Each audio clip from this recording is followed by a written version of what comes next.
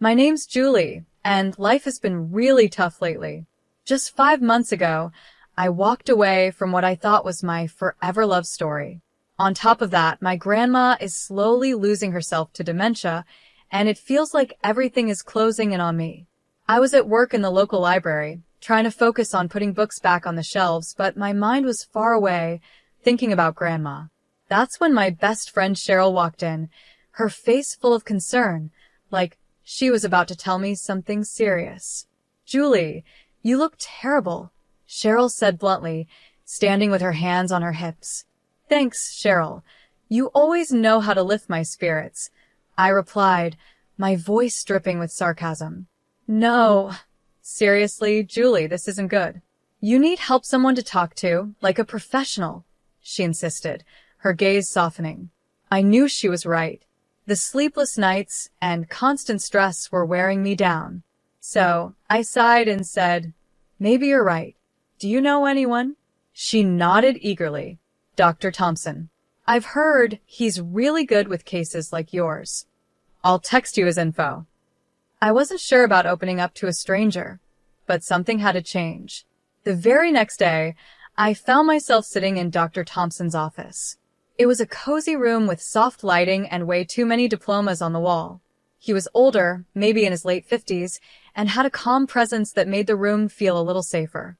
"So, Julie, tell me what's been bothering you," he began, his voice calm and reassuring. "Where do I even start?" I thought. "It's everything," I said, managing to get the words out. "I left my fiancé, my grandma is sick, and I just feel stuck." Dr. Thompson nodded, writing something down. "It sounds like you've got a lot on your shoulders. Let's work through it together," he said. As the sessions went on, I found myself telling him things I hadn't even admitted to myself. He never judged, just listened and sometimes responded with a gentle, or "I see." It felt like I was finally letting go of years of bottled-up fear and sadness. One day, after a session, I left his office feeling lighter than I had in a long time. The sun was setting, casting a warm glow over everything, and I actually smiled, feeling a small flicker of hope. That night, as I was heating up some canned soup in my small apartment, my phone buzzed. It was a message from Dr. Thompson, reminding me about a follow-up appointment. I stared at the screen for a while. This guy was becoming my lifeline, and part of me hated how much I needed him. Days turned into weeks, and before I knew it, 3 years had gone by. When I first walked into Dr. Thompson's office, I finally felt like I could breathe again, without the weight on my chest. I even managed to laugh at a joke Cheryl made, and for the first time in a while, it felt real. During one of those lighter moments, my phone rang. The number was unknown, but I answered it anyway. "Hello, Julie, it's Dr. Thompson," the voice on the other end said. I was surprised. "Dr. Thompson? Is everything okay?" I asked, feeling a bit nervous. Yes, everything's fine," he reassured me. "I wanted to talk about your progress and maybe extend an invitation." "An invitation?" I repeated, now curious. "Yes," he continued. "I was thinking we could meet for coffee outside the office. You've made a lot of progress, and I believe seeing things from a new perspective might help." I hesitated, biting my lip. This felt unfamiliar. "Isn't that against some kind of rule or something?" I finally asked. There was a brief pause. "Well, you're not my patient anymore. I just thought it would be nice to catch up in a more relaxed setting," he replied. Something in the way he spoke made me agree.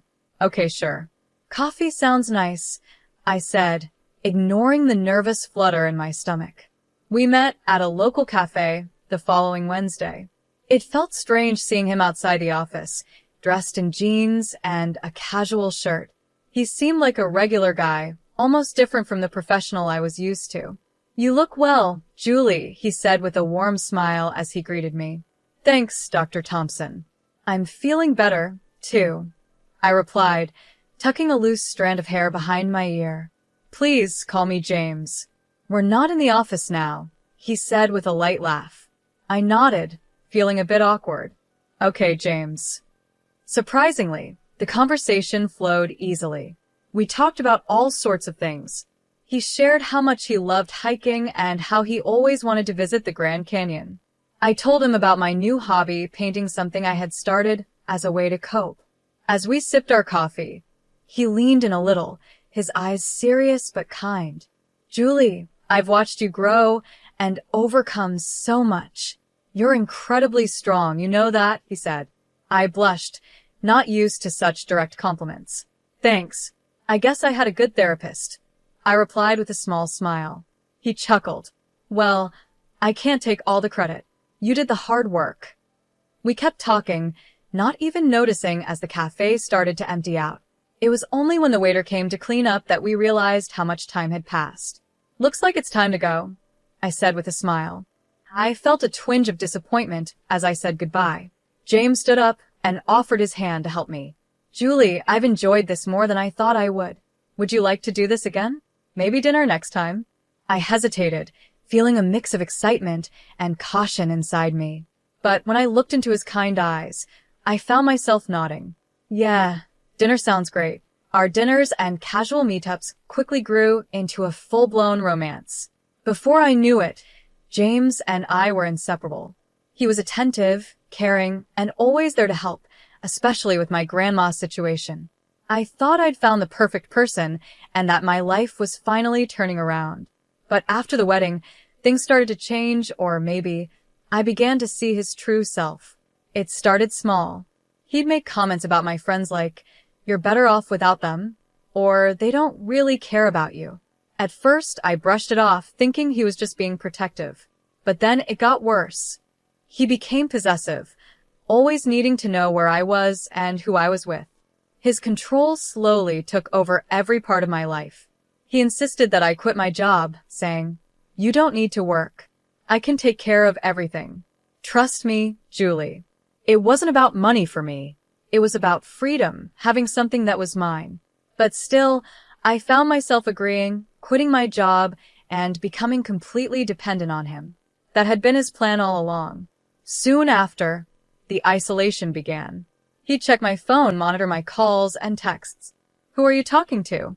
Why are you laughing? Tell me," he'd demand, his eyes wild with a frightening intensity. "It's just Cheryl. You know her." I'd stutter, feeling like a child caught in a lie. "Cheryl, huh? She's no good for you. I don't want you talking to her anymore," he'd snap. It was crazy. I felt like I was losing my mind. One day, I couldn't take it anymore. I confronted him, my voice trembling but loud. "I can't do this, James. I can't live like you're my jailer. I need my life back." He just laughed, a cold, heartless sound that echoed through the house. "Your life, Julie? Your life is with me now. And if you even think about leaving, what about your grandma? Without me, she's out on the streets. Remember that." I was trapped. Every time I thought about standing up to him or leaving, the image of my sweet, confused grandma being thrown out of her care facility stopped me in my tracks. I was trapped in a web he had carefully created. Every move he made was designed to keep me under his control. The only peace I found was at night, when I could cry silently in bed, without him noticing. I'd lie there, the man I once loved snoring next to me, wondering how I ended up in this nightmare. How did the kind, caring man I married turn into such a monster? Looking back, I realized the signs were there all along: his need to control me, his disregard for my friends, and his push for me to quit my job. But I was blind, desperate for love, and now I was paying the price. I knew I had to do something. I couldn't keep living like this, or rather, barely living. But every time I thought about standing up to him, his threats about my grandmother stopped me in my tracks. It was a vicious cycle: fear, control, and complete hopelessness. I felt like I was fading, like a ghost in my own life. The independent, lively woman I once was had disappeared, replaced by someone who flinched at his voice and jumped whenever a door slammed. Our home felt more like a prison, with James as the warden, and his rules were the chains that kept me there. One evening, as we sat in what was supposed to be our cozy living room, the tension was unbearable. I tried to make myself small, hoping he wouldn't notice me, but it was no use. He was like a storm, ready to explode. Why don't you ever look at me when I'm talking to you? James snapped, his eyes narrow and angry. I flinched. I'm sorry. I was just thinking about something. I stammered. Always thinking, always in your head, he said, his voice growing louder. You're here with me. Remember that I'm your husband. His voice rose to a shout, and I quickly nodded, mumbling apologies, trying to calm him down. But it was no use. He was already in one of his moods, and there was no stopping him. You know what? I've had enough of your attitude. You need to learn, he said coldly, his voice calculated. Before I could react, he grabbed my arm, his fingers digging painfully into my skin.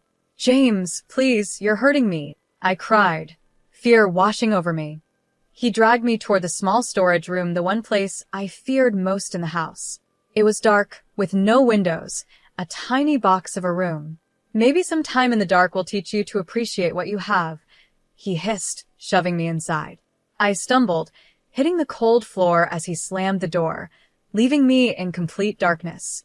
My heart pounded, panic rising in my chest.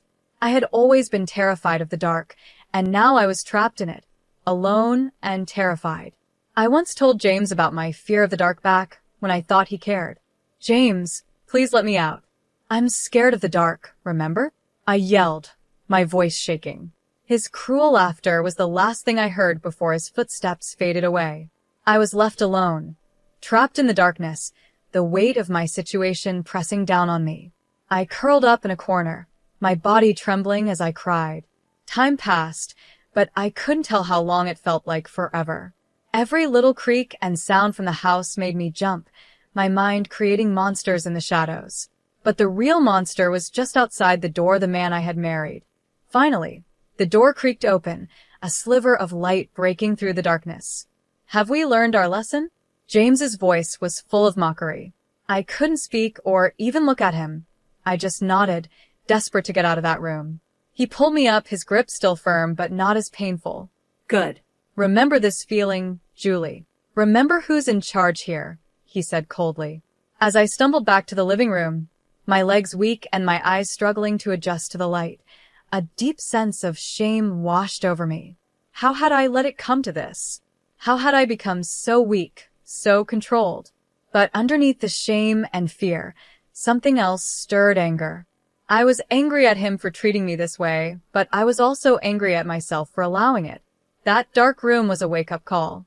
I couldn't live like this anymore. I couldn't let him crush the last bit of who I was. Amidst all the darkness in my life, a tiny spark of hope appeared.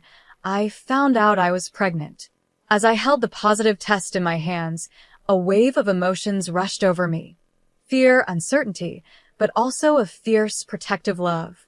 I hoped that maybe this baby would change things, maybe even soften James, bringing back the man I once loved. With my heart racing, I approached him that evening. James, I have something to tell you.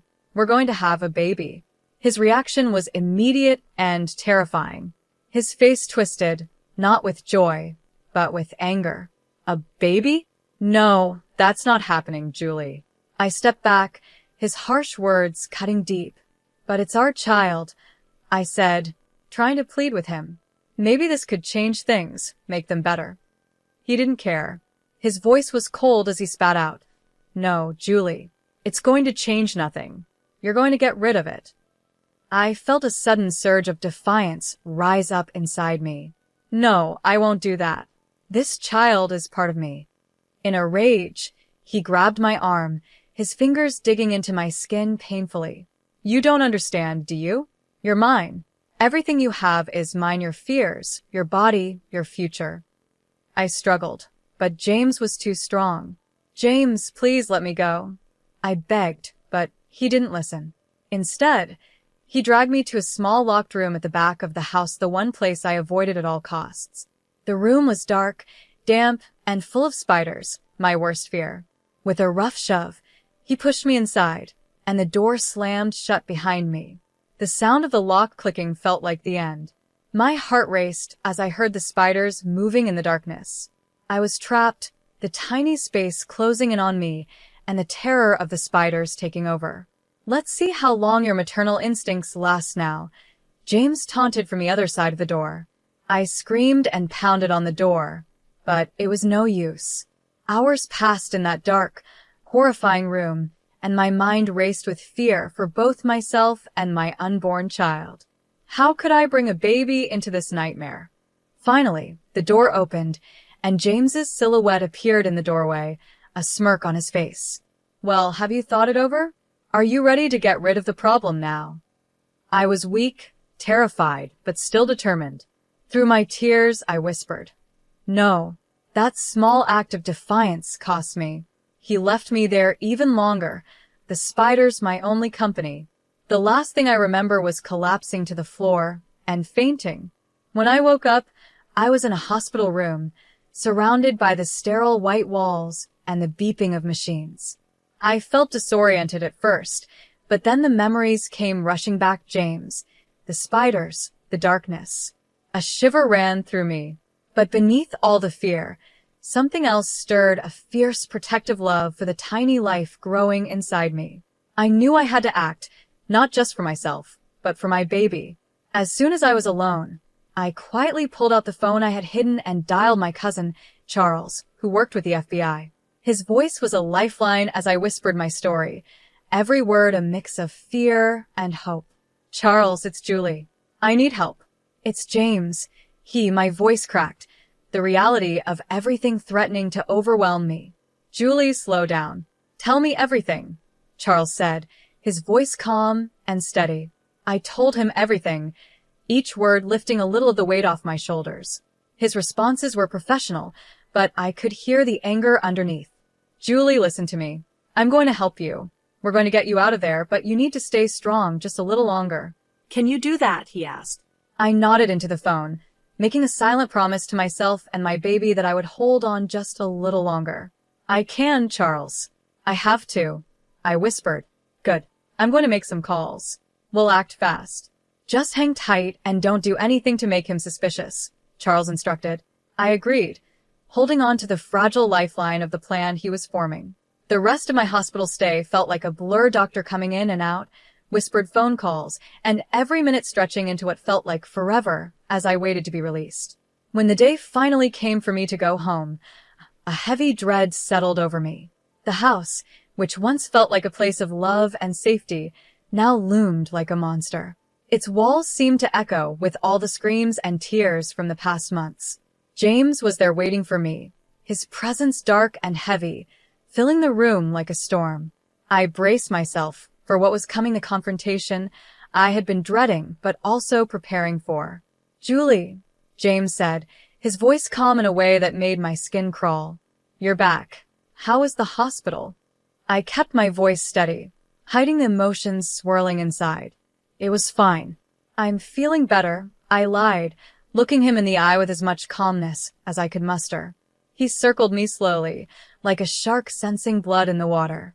"Good, because we need to talk about the situation," he said, his eyes flicking down to my stomach. A sneer curled his lips.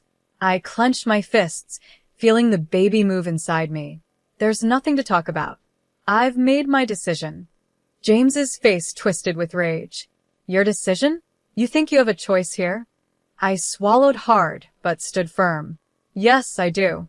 This is my body, my child. I won't let you control me anymore."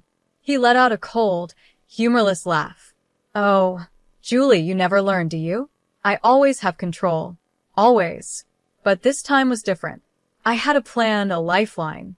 I just needed to bide my time and play along until I could make my escape." "I'm tired, James. I'm going to bed," I said, turning to leave the room. He grabbed my arm, his grip tight like iron. "You're not going anywhere until we settle this." Just then, the front door burst open with a loud bang that echoed through the house.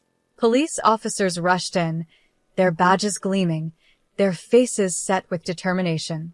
"James Thompson, you're under arrest for the abuse and unlawful imprisonment of Julie Thompson," one of the officers announced, his voice cutting through the air like a knife. James's face turned pale, his grip on my arm loosening in shock. "This is ridiculous. She's my wife." "She's lying," he shouted, but I wasn't alone this time. Charles stepped in behind the officers, his face filled with fury. "No, James. You're the liar. We have everything, the recordings, the testimonies. It's over." James's eyes darted around, searching for a way out, but there was none. The officers handcuffed him, reading him his rights as he continued to protest, shouting denials and threats. As they led him away, he met my eyes one last time, his face a mix of disbelief and rage. But this time I didn't flinch. I didn't cower. I was finally free. I met his eyes without flinching, the fear inside me replaced by a strong sense of justice. After the chaos settled, Charles walked over, his expression soft. "Julie, are you okay?" I nodded, tears filling my eyes. "Yeah, I think so. Thank you, Charles. Thank you for everything." He hugged me tightly, a warm, protective embrace. "Always, Julie, always." The house felt strangely quiet after everyone left. James's shadow still seemed to linger in the corners, but for the first time, I felt peace. The confrontation had been terrifying, but it was the first step toward a new life for me and my child. The world seemed brighter, the air fresher. The chains of fear and control were finally broken, leaving room for hope and a new beginning.